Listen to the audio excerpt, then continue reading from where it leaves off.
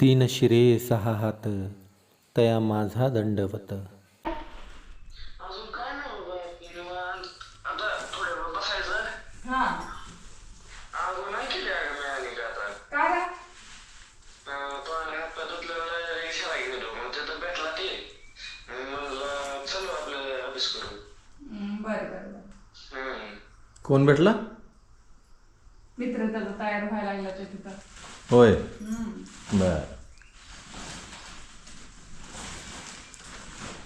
जेवण असतं का बरं? काय म्हणतो दादा? जेवण बरं असतं ते का म्हणतात दादा. हा जेवण बरं असतं. तर काय टेन्शन नाही. बरं बरं बरं. आंबे संपवले का? हा आंबा संपवले का? हा संपवलं. बरं. हा काय पाठवायचं का अजून तुला? काय नाही दादा चालले दादा डाळ पाठवायला. द्यायचं काय पाठवून? काहीच नाही. बरं बरं. तर राम राम मंडळी, मी संदीप भगत स्वागत करतो तुमचं आपली माती आपली माणसं यूट्यूब चॅनलवरती. मित्रांनो, पार्सल गाडीला लावली आता सगळे आणि आता लोणचं घेऊन निघालो आहे मी. आज आहे गुरुवार. आज पाठवतोय गुरुवार शुक्रवार शनिवार. सोमवारपासून सगळ्यांना भेटायला चालू होतेली. थोडासा दमधारा सगळ्यांनी. उशीर झाला ह्यावेळेस.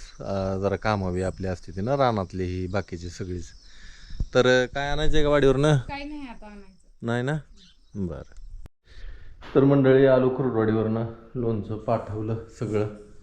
सगळ्यांना पावत्याही पाठवून दिल्या. झालं आता माझ्या मनात काय काय विचार येते ते तुम्हाला सांगतो मी. थोडं थांबा. माझ्या मनात विचार असं येते की खालच्या रानात आपल्याला तूर पेरायची तर मग ती जरा चोपण आहे आणि चोपणात काय होतं माहिती आहे का? चोपणात हो आवाळ कसलं आले. हा पाऊस पडण्याची शक्यता वाटते बरं का. पाऊस 100% पडेल असं वाटतंय मला. त्याच्यामुळं ह्या आवाळामुळं पावसाच्या सांगणाऱ्या अंदाजांमुळं मला असं वाटतंय की त्या चोपणाला कुरडीलाच तूर पेरावे. आता तुम्ही म्हणसाल दादा सगळेजण पाऊस पडल्यावर पेरणी करते ते तुम्ही कुरडीला का करायला लागलो? अडचण अशी आहे की त्या ती रान चोपणाचं आहे. पाऊस पडला की चोपणाच्या रानात पेरायच येत नाही. अशा वड्या निघते त्या वड्या म्हणजे पनीरच्या कशा वड्या असते त्या तशा वड्या अशा निघते त्या. आणि चोपणाची उगवण शक्ती एकदम कमी असते.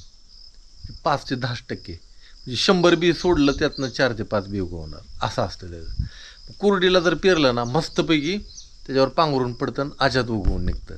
ही चोपणाची खरी गंमत आहे. आजपर्यंतचा माझा इथला इतिहास आहे की या चोपणाला असं होते. मग मला असं वाटतं की पेरून टाकावं.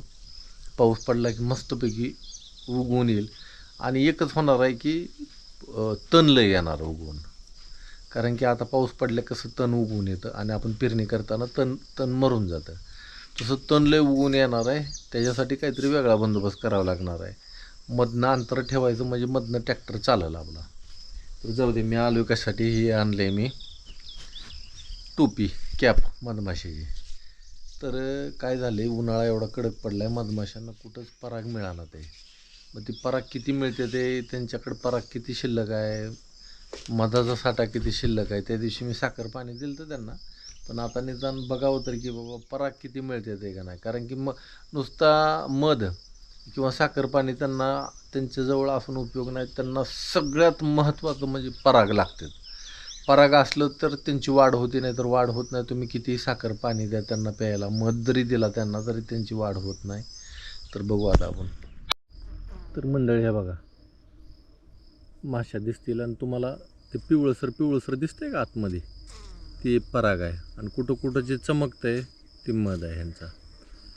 पराग असणं लय गरजेचं आहे. पराग असलं तर त्यांच्यात वाढ होती, तर माशांची संख्या कमी व्हायला चालू होती.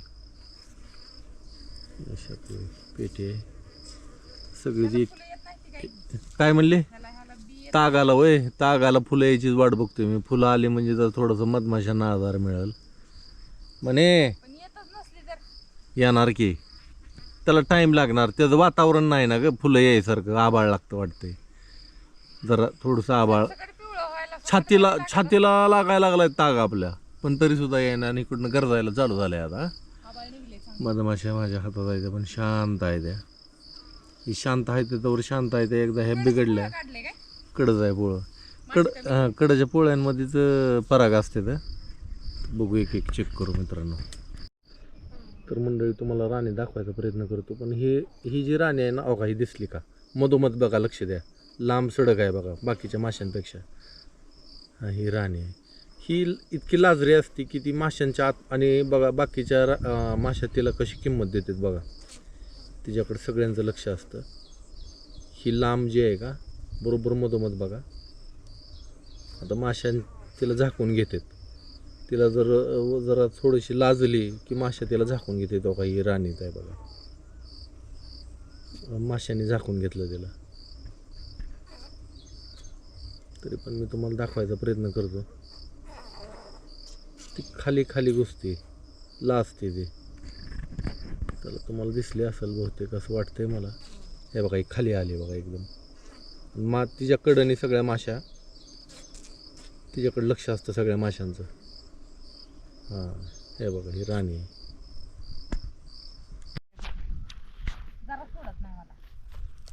आता इथे ना एक हे आले उगून. बऱ्याच जणांना नाही माहीत. क्वचित एखाद्यालाही माहीत असेल हे काय आहे कमेंट करून सांगा. ह्याचा मी कदाचित फायदा तुम्हाला सांगेन. इथं इकडं चालू आहे मिरच्या तोडायचं. लाल मिरच्या लाल झाल्या. मला इकडून यायला चान्स आहे ना का वेल आहे इथं कुठं.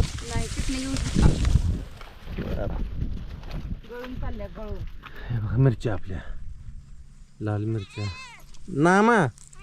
इथं मुळा आहे. मुळा तर घेतायला का भाजीला ही करायला. मुळं तसं सोडून टाकलं तू खायच्या पुढे गेलं काय लगा. लाल झरत मिरची आहे त्या बघ. देऊ का पाठी एक पाठ करून थोडायला का बरं. दे तोडू चला. द्या मागची वळ. नाही ही समोरची घेणार आहे. मला मागची अडचण मग येते. इकडे बसा मी शिकडली घेतो. घेता का घ्या मग मी पलीकडली घेते. तिथं ह्याचा येल आहे कशाचा काय काय नाव का त्याचं करटुलं. आणि तिथं मांजर तोडायचं भ्या वाटते मला. नाही आपण पुढे गेले घेते तिकडे. बर मंडळी चला मिरची तोडू. लाल जर झालं तर का अशी झाली काय देखणे मिरची आहे तुम्हाला सांगतो. हा इकडे बघा की हा हे काय लाल जरत पाटील मिरच्या. ही असं केलं की झाड कसं दिसतंय बघा. हा कसलं भारी दिसते. चला मसाला तिखट करायची मिरची. झालं बाबा पाट्या लाल झाल्या आपल्या मिरच्यानी. अजून मिरच्या आहेत त्या. अजून ही एवढं तर तोडलंय. इकडे एवढं आहे की अजून. घरच्या मिरच्या असल्या का नाही खरंच वाटतं बरं का समाधान की आपण ह्या मिरच्याला काय करत नाही.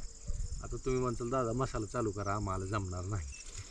काय चालू करायचं नाही जमत मसाला. आम्ही हाईच बंद केला आता. हां तर ही मिरची बघा मस्त आहे. आपण ह्याला काय केलेलं नाही. फवारणी नाही केमिकल नाही काय नाही. आणताना ही जात बिगर व्हायरसची आणली त्यामुळं उन्हाळ्यात हिला बिचारीनं आपल्याला फळ दिलं नाही तर उन्हाळ्यात मिरचीला फळ लागत नाही. हे असं आहे. आणि काळं तिखट एक नंबर बनवणारा पाहिजे बरं का. लोणचं ज्यांनी घेतलंय त्यांनी चव घेतली. त्यांनी डबल मागवलंय बरं का लोणचं. बऱ्याच जणांनी डबल मागवलेलं आहे लोणचं. पण काय होतंय आता ह्या वर्षीचा अनुभव ही सगळ्यात मोठा दांडगा असतो लक्षात असतं. आता पुढल्या वर्षी ह्याच्यापेक्षा सरस होणार. ह्याच्यापेक्षा सरस फक्त माणूस बळकम पडते आपल्याला. दुसरं काय सुद्धा नाही. आमच्या इथं माणसं मिळत नाही. ती अडचण अशी आहे. तर अजून आंबा आणला असता अजून फोडाफोडी केली असती. घरचा आंबा संपला आपला. आणि घरचा बी आंबा संपला. कुठनं आणायचा काय करायचा ही लई मोठी अडचण आहे. आणून पण आता सगळ्यांना शेतीतली कामं चालू झाली ती. हां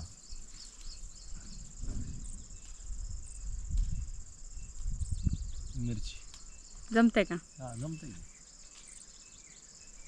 आपल्याला ह्या मिरचीचं चटणी मस्तपैकी लसणाची शेंगदाण्याचं कूट टाकून चटणी बनव मस्त. तात्यांना लय आवडली आता. मला पण सुद्धा लय मिरची आवडली. पावडर घरातली संपलेली आहे. हां देठ काढून ठेवले ती पण करणं व्हाय नाही. कशाची कुठल्या तात्यांना आवडली. आपल्या इथल्या हां ते दिवशीची केलेली चटणी हा तसली बनवू आपल्याला लय भारी बनवलेली. बापूला दिली मी त्या दिवशी डबा भरून बनवून. लय मस्त बनवलं. आणि एक दिवशी काय झालं, रोज चपाती केली आणि मला जायचं होतं, असंच काम होतं पटकन म्हणून मी भाजीच केली नाही, चटणी केली, सगळ्यांना आवडते घरात म्हणून. नेमकं आई तात्या आली मळ्यात, तात्याने चटणी खाल्ली आणि संध्याकाळी बापू मला चटणी दी. आई सगळी घेऊन गेली. सगळ्याच घेऊन गेल, त्या बघितली तर कुठं आहे चटणी. नाही ती मला सांगितली होती वाटतंय, पण मला लय मी आवडली. बाहेर होते. मला बी लय आवडली. करू आता आधी मिरची पावडर करू म्हणजे चटणी करायला. शेंगदाण्याची चटणी केली ती लय भारी होती तशी केल्यावर. त्यात लसूण बी टाकलं होतं. हा, लसूण, कोथिंबीर, लसणाशिवाय कढीपत्ता. त्याला मजा नाही बरं का. लसणामुळेच त्यांनी नेली हो, आई लसणाचा काय वापर करत नाही त्या. मग लय दिवसात खाल्ल्यामुळे ती चवदार लागते.